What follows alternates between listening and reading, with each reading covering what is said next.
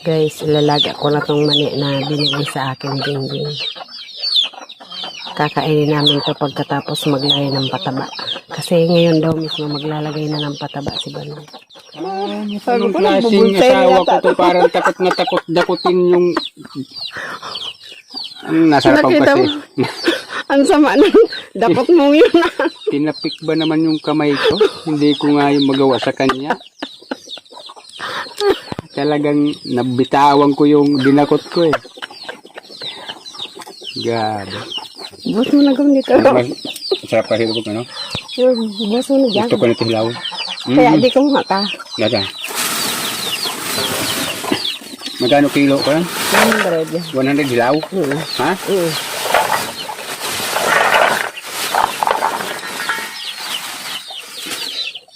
Kuha ka na. Ganyan lang naman dakot ko eh. Talagang nakakatakot nga naman. Hop! May sunod pa yan. Sige na, thank you.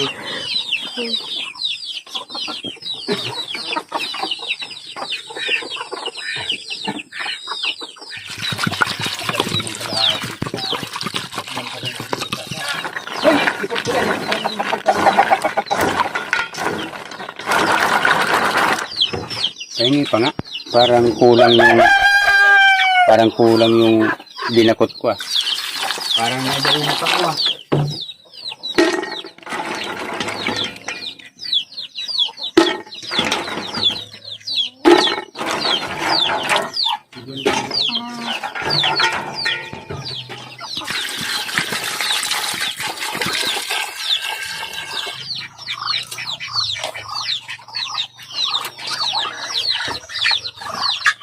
Damihan natin asin. May balat kasi yan kaya hindi ganong nakatagos ang alat.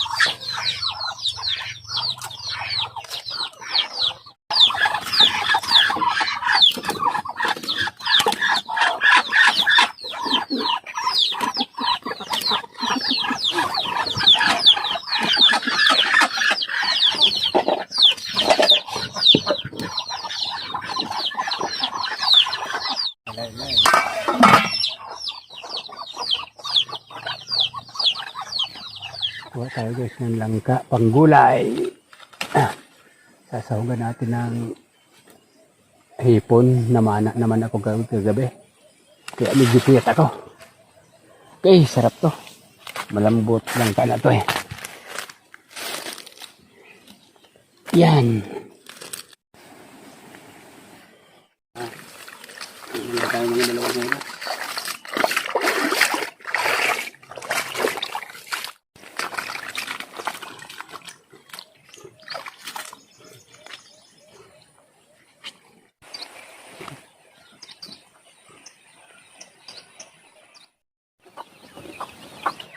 Maglalagay na tayo guys ng pataba. Ano na, medyo hindi na gaanong mainit. Mahigit alas 4 na. Ayun, nakatama yan. Ang hirap nito oh. Ito yung magandang pantahe. Taran! Madali ah. Kala mo magaling no? Maganda ng panahon. Umaraw na. Recover na yung dahon ng mga mais. Tigas. Bilog-bilog ano.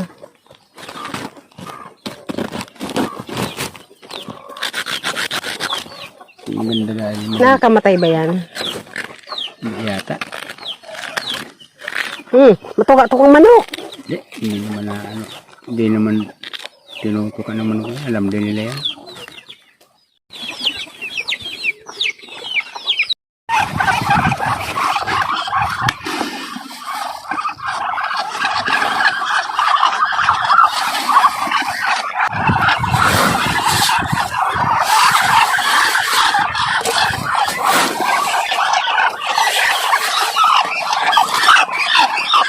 Bibilog ng pakwan.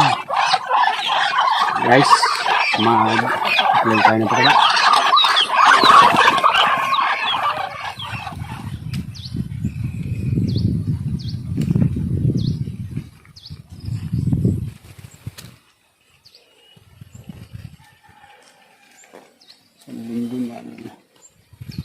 Yan.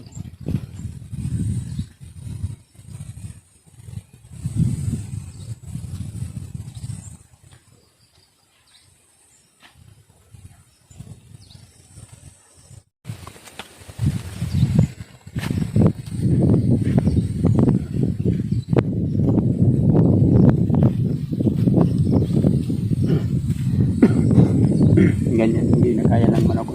Malagyan yung talbos.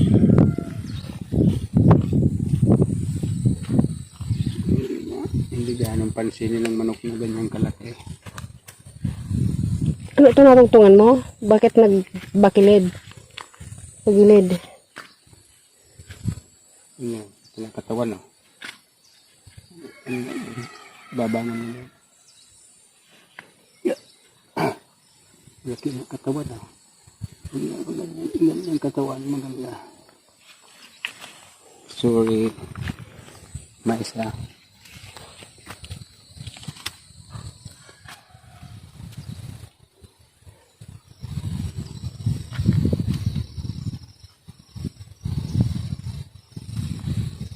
Dati itong pilapil na to, kung may tumubo man na mais dito, kalahati lang lagi, no? Nung dito pa kami sa kubo ni Tatay Pula.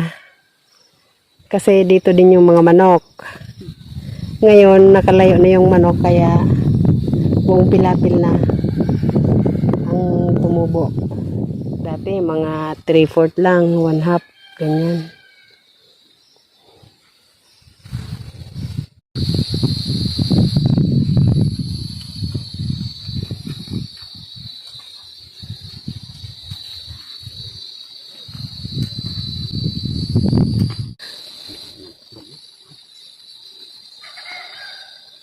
Para sa ang laban natin. Pinutol yung Ito isang guys, ang kalaban pa ng mais. May panahon na, yan o, kaya niyang paggabi lumalabas siya sa ilalim ng lupa. Kinakain niya yung puno ng mais o putol siya. Ngayon, pag umaraw, lulubog siya dyan sa lupa. Paggabi lalabas yan. Tiris ka. Kalabang kita. Yan o, kinain niya yung katawan o. Yung dalawa, buti may dahon na yung isa. Yung isa, yan, habang lumalaki yung mais, malaki na rin to. Hanggat sa hindi tumigas yung puno niyan, hindi yan tatantanan. Mga ganitong hinliliit, kaya niya pang kainin. Kaya, i-spraying ko yan para matigil sila. Magandang tubo. kumpara nung mga nakaraang pagtanim natin. Kalimitan kasi tanim dito sa ganitong bukid. Pag umulan ng malakas, napuputik yung lupa.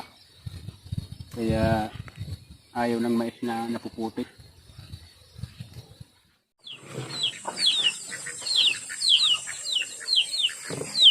Anong tayong mainit? Ayan, gusto nga. May sugar ka pa dito. Pagman mo sa mga inumin.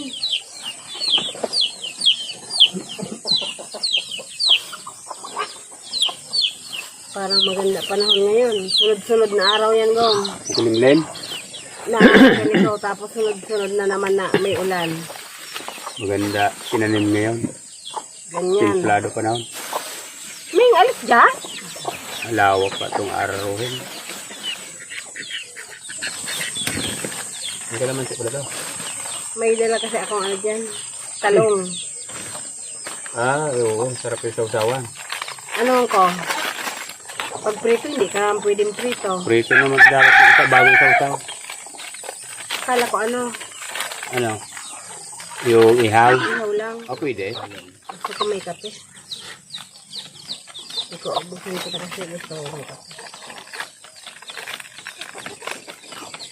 Hop! Dito ka na balat. Mamaya ka na.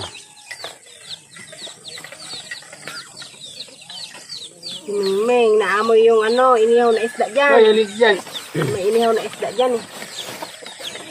Alis ka naman Kami naman. init baka. Amagin. Ha? Init ito. Pag-almusal ko, para kainin ko kayo. Baka mapasala ka sa kuya mo malaga na sukar na ikaw ang mainom. Pali tayo. Alam ko kada dakol na asukar ay Diyos niya. Gusto ko matamis. Pag hindi matamis, parang mahina pakiramdam ko. Oo. Ay, Hindi ako kontento pag matabang. ako konting ano lang. Gusto ko yung tamis talaga, parang candy. Ay. Ay, Jenny. Mamay na.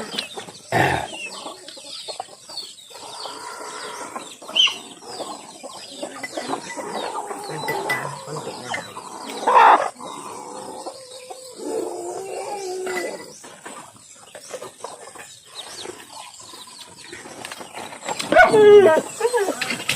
Wala, kabi na! Masindot na! Ay, alis na! Ah! Ah! Manamay na naman yung manet! Kape pa na, kailangan ko.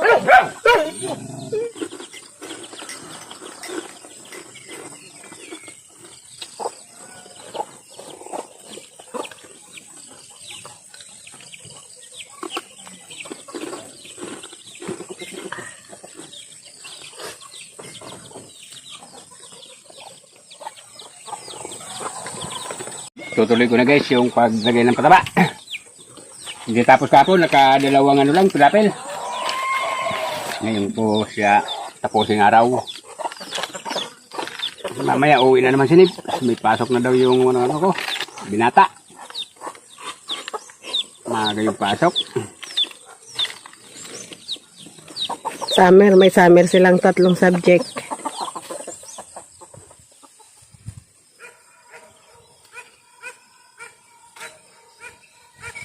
Kulimlim ka lang para hindi tayo hirap sa init. Medyo malalaki yung mais dito. Hindi kasi gaanong naputik yung lupa dito.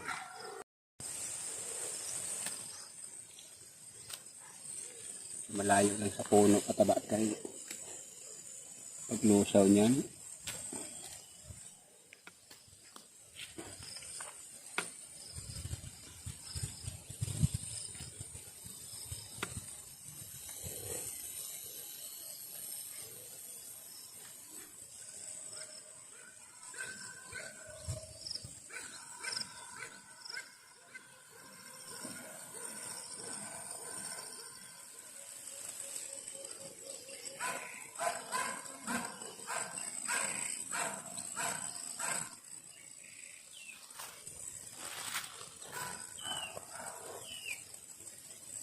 Uy, ito, ang laking uod. Inumaga ka, boy. Nasaan? Talagang hataw ka. Malas mo, inabutan kita. Ito. May inumagang kalaban ko. Yari ka ngayon. Yan o. Ito ang malaki na o. Siguradong Taba na. ilang puno na ng mais nito pinutol. Habang lumalaki ang mais, palaki rin yan. Ito, bubot mga ganito kalaki ng hinlit. Bubutasin niya na yan sa puno hanggang sa malanta. Kalabang ko to. Yari ka ngayon. Ang taba na oh. Ay, kadiri ka naman. Nagtataka ko ng uod na to kasi sa lupa siguro talaga nakatira to. 2 araro, ilang init. Init ulan, hindi siya namatay. Damo kinakain nito, ano nga, mais eh. Hindi mo nakakadiri ito. Makunat siya, yari ka ngayon, nakaganti ko siya. Inumaga siya. Ano kasi yung wala yata siyang makitang siksikan niya, oh. Puro lapat na yung lupa. Ganda ng tubo na lang. Guys, may mga itlog dito. Ilaga natin. Itong 3, itlog ng manok.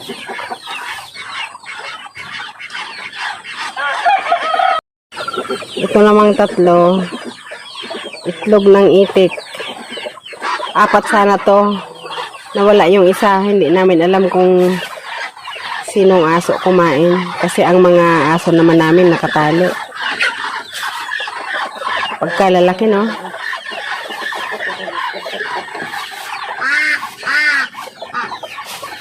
Nakita namin to dyan sa likod. Gusto sanang palimliman ni Banong kaso ngayon walang naglilimlim na pato. Kaya masisira lang to.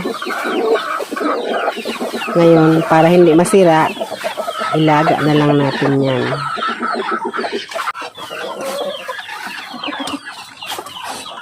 Habang nagagawa ako ng pang bakod doon sa tinanim ko na sitaw, ilalaga na natin to. Pagkagaling sa balot, kain naman tayo ng mani. Tingnan natin kung kaninong pit magpururot. Buusin mo ha. Mix na yan ha. Merinda, mani. Mani. Puting-ting muna tayo guys ng mani-mani. Kaya pahinga muna. Mainit na. Ay maganda-ganda yun kaya para tuyo yung ano, lupa ng tinatamnan kong mais. Kasi medyo Nobita!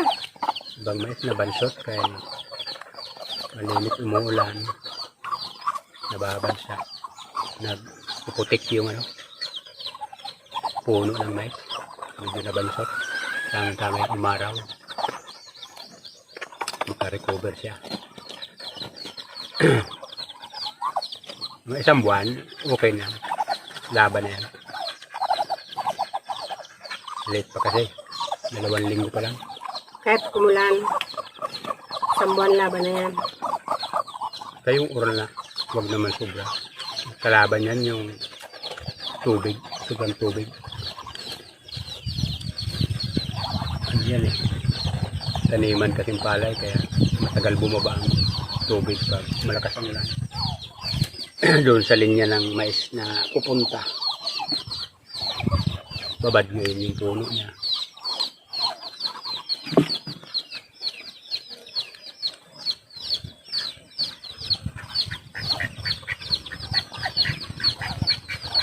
Cute-cute naman yung ilay. Ang aming sisiw na makulit. Humihingi na naman to ng patoka, kaya dumapo sa balikat ko. Baba ka muna! Baba ka muna! Makulit talaga. Ang taba-taba. Guys, nakita natin si Banong. Tapos na yata. Alauna na. Kainitan ng araw. Sobrang init, boom. Right. Hintayin natin yun na magpulimlim. Alas 6 yan mawawala ang init. Yung masama sa init. Dahil ka lang mag-inom ng tubig. Yan ba tayong gagawin mamaya eh. Spray pa. Kailangan matapos to. Para hindi na maisturbo ng mga dahon. Dito ng pataba. Dahon, hindi na maisturbo. Kaya, sprayin ko rin mamaya. Salamat God. Tapos na tayong mag-apply ng pataba. Finish! Salamat. Tapos din. May hapon pag-spray na may alas 4. Mag-spray tayo. Diretso na yung paglagpo. Medyo na bansot dito. Pagi talaga sa mais ang laging umuulan. Ano kasi nasisiksik masyado yung lupa. Kaya nasisira yung ugat ng ano mais. Pero babawi pa yan. Wag nang lagi-laging umulan. Salamat guys, salamat. Share natin yung palaman guys. halos 3/4 yung nagamit. Tama-tama pa to dyan sa sunod na tatamnan namin. Tama-tama pa to. Kasi yung isang pilapil doong kiotol, pinatatamnan pa sa akin. Tapos may pang bawi sa ibinili ng pataba. Sige lang ang tanim habang may tatamnan at habang malakas pa ang tuhod. Pag medyo alog-alog na, Tigil na. upo na lang. Habang malakas pa, sigilan. Sayang ng lupa eh. Damo lang tumutubo. Pangit panoorin pag damo ang makapal. Pero pag pananim makikita mo, pag malalaki na, wala nang pagod maramdaman. Tulad nung nilagyan ko ng pataba ngayon. 2 linggo yan. Kita na yan dito. Pag natutling na, naku po.